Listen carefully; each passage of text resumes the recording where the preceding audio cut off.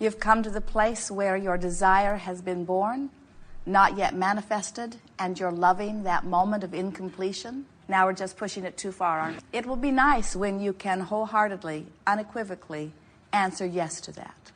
When you can say, I understand I am eternally incomplete. And even though there is something that I really, really want, I'm all right in its incompletion because I'm savoring the process. I am eagerly anticipating that which is to come without being upset about it not yet having come. Okay so far? I have this thing happening in my body. I wish it were not there, but I am eagerly anticipating coming into vibrational alignment with my desire. And so my mood or attitude is one of optimism, not pessimism. It's one of happy anticipation, not worry or concern. Yes? When you get that, when you understand that if you hold a desire for something and you are in this moment feeling different from the desire, then you are in resistance to your own desire. And your desire cannot be. It does not matter how much hard work you apply. If your mood or attitude, which is another way of saying if the way you feel, which is another way of saying if your vibrational countenance, which is another way of saying if you have a belief that does not match your desire is on hold for now. Not because Source isn't answering it, but because you are vibrationally different from it and you're not letting it in. So, we call this gathering the art of letting it in, the art of allowing, the art of discovering how to be a vibrational match to my desire, which means if I'm eager, if I'm happy, I'm a match. If I'm worried or concerned or disappointed, I'm not. If I'm feeling love or appreciation, I'm a match. If I'm feeling fear or anger or frustration or guilt or blame or loneliness or any of those other things, there are really only two emotions. One feels good and one feels bad. But you call them all sorts of different things. And if you're having one of the bad ones, that which you call not feeling good, then you have some vibrational resistance going on, which only means you have a habit of thought, that's all a belief is, that is contradicting your own desire. It's nice when you realize that you have the ability to choose thought. And when you choose a thought, the thought vibrates, which is what makes up your vibrational countenance right now. So if you understand that you can choose, and more importantly, if you practice choosing, then you reach the place that under any and all conditions you can choose. Most don't choose deliberately. Most choose sort of by default. And what we mean by that is you picked up vibrational patterns along your way. Something happened when you were 2 or 3 or 5 or 20 or 40 or 50, or something happened along the way which got your attention. And you gave it enough of your attention, you practiced it long enough during the time that it was happening, that it sort of got a vibrational toehold. In other words, it's something that you talked about that you continue to talk about. Creative process is 3 steps. The first step, you must decide what you want. A desire is born. That happens without you having to be consciously focused about it. The entire universe is established to help you discern preference. It happens on all levels of your being. It can't not happen. It's happening. Step number 2 is not your work. That's source energy, universal forces, law of attraction, all that is responding to the desire that you have focused. Good word. Step 3 is where all of your work is, really. Step 3 is you must be in the receiving mode. And that's where a seminar like this may come in handy, because this seminar is pointed toward helping you to identify what your vibrational offering is right now. And your emotions are these wonderful moments in guidance to let you know your vibrational harmony or disharmony with who you are in your own desire. So, when you are loving someone, you are so in vibrational harmony with who you really are that that love just radiates through you. You are full of yourself. When you feel fear, that means you're focused upon something that has caused you to activate a vibration that is in such discord, not only with who you are, but with what you right now want, that your warning bell or your guidance system is letting you know there is vibrational discord here. We call it resistance. So there is the allowing of the source energy to flow through you toward the completion of your desire, or there is the resistance that does not allow the energy to flow through you toward the completion of your desire. But you have your hand on that switch. You are the allower or the resistor, and your emotions tell you which you're doing right now. It's easy once you understand the formula. When you feel good, you're allowing good. When you don't feel good, you are not allowing good. Now, can you hear that? We didn't say when you feel good, you are allowing good, and when you feel bad, you are allowing bad, although it may translate into your experience in that way.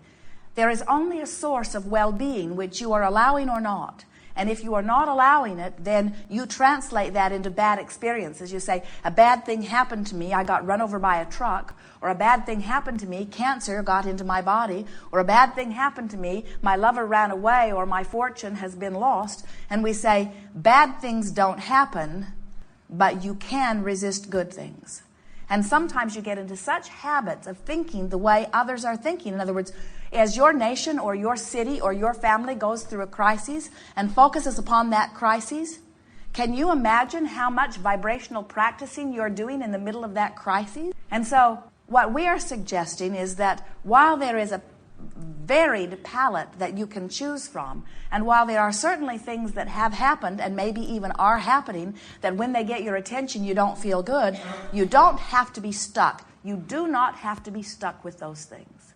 You do not have to be stuck with those things being your dominant vibration, dominant thought. It's a good way to approach this because that's what beliefs are. They're habits of thought that have been so practiced that they become dominant vibrations within you. So how do you know what your dominant vibrations are? Well, they have a lot of emotion around them. When you have a strong, positive or negative emotion, in that moment, it is a powerful thought. It is a powerfully attracting thought. You have many dominant thoughts or dominant vibrations that are serving you enormously well. Look at the way you live. Look at your lifestyle. Look at your expectation. You're doing very well. But you have some thoughts that are not serving you, and those are the ones that we are wanting to help you to address. Sometimes we see you actually expecting your physical decline, anticipating that as you move through time, that there is nothing else for you to do. You've reached your point where you were increasing your vigor and increasing your stamina and increasing your physical beingness. And then you believe that you reach this point, and it's fun to listen to you because you all think it's at a different point in life. And then you reach that pinnacle, and then it's just this long slide down into decrepit death. And what we're wanting you to understand is that your vitality and your clarity and your physical prowess is about your vibrational allowing. It's about resisting or allowing, period. But as you become statisticians who review the statistics that have been gathered, and because you are problem solvers, which means you're often looking at the problem and amplifying it in a very disproportionate manner, what happens is something that is actually astonishing. In an environment where well-being is huge in proportion to not well-being, you have managed to feel more vulnerable than you do vital. As we chew with Esther about this a little bit, and she watches different things happening, and she feels her own response to things, and sometimes a response that she knows is not serving her, and then she'll get to thinking about it, and she will get all huffed up about it, and she will say to us, I can damn well choose what my own dominant vibration is. And we say, well, we would like it to feel a little more positive to you than that, but that's a good starting place. In other words, you're in stage one when you say, I'm going to choose how I vibrate. And so that's what we want to talk about with you here today, because when you are really choosing what your vibration is, then you are really choosing your state of allowing. And when you are choosing your state of allowing, then well-being must be your experience. You want it, you've been preferring it, you've been letting the universe know endlessly that it is that which you want. Now all you have to do is get into a vibrational habit of thought where you let it in. That's all. And it's much easier than you might think at first.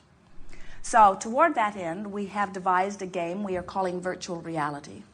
Sometimes you think it is like creative visualization, and it is in a way, but there are some differences in virtual reality because the game or process of virtual reality has only one intention, and that is, ready, for you to practice a thought with the singular intention of making a vibration of your choice dominant. That's all it is. It's practicing vibration and making it dominant. It's saying, this thought feels so good to me, and I'm going to hold my mind there long enough that this thought becomes an easy thought for me.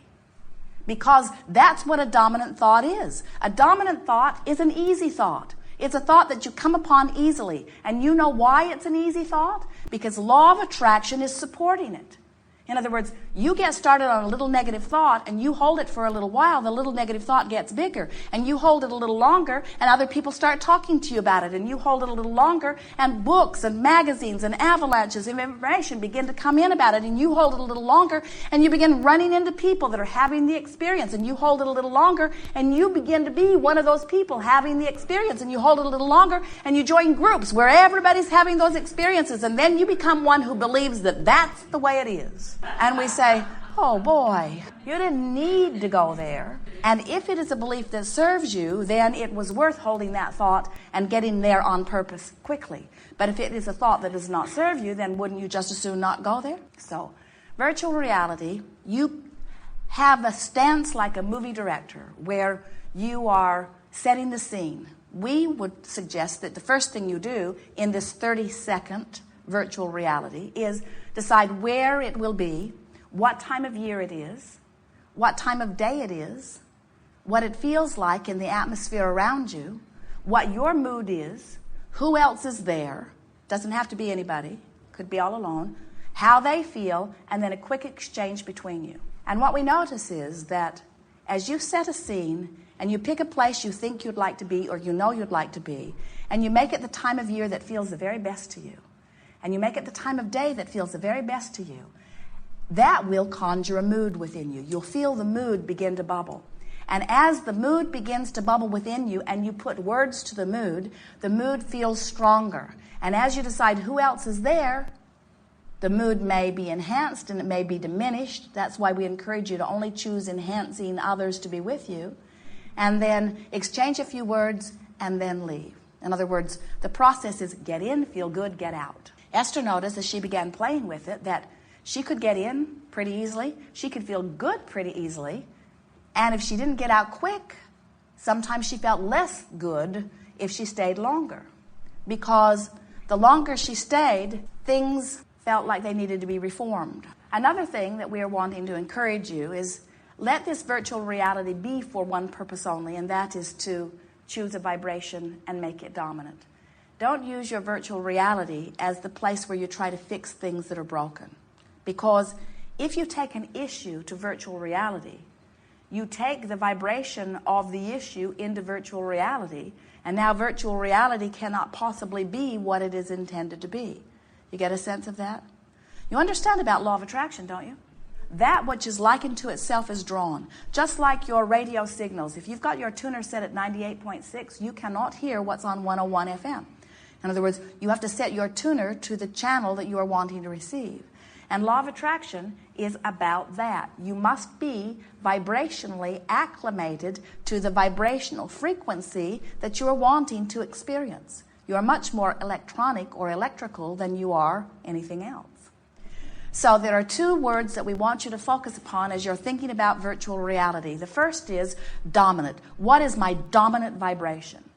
You know what it is. In other words, when we talk about the most significant subjects in your life, you can feel what your dominant vibration is. When you think about dollars, do dollars feel like fun and fancy and freedom and exhilaration and adventure? Or do dollars feel like struggle and worry and hard work? You can tell, you know.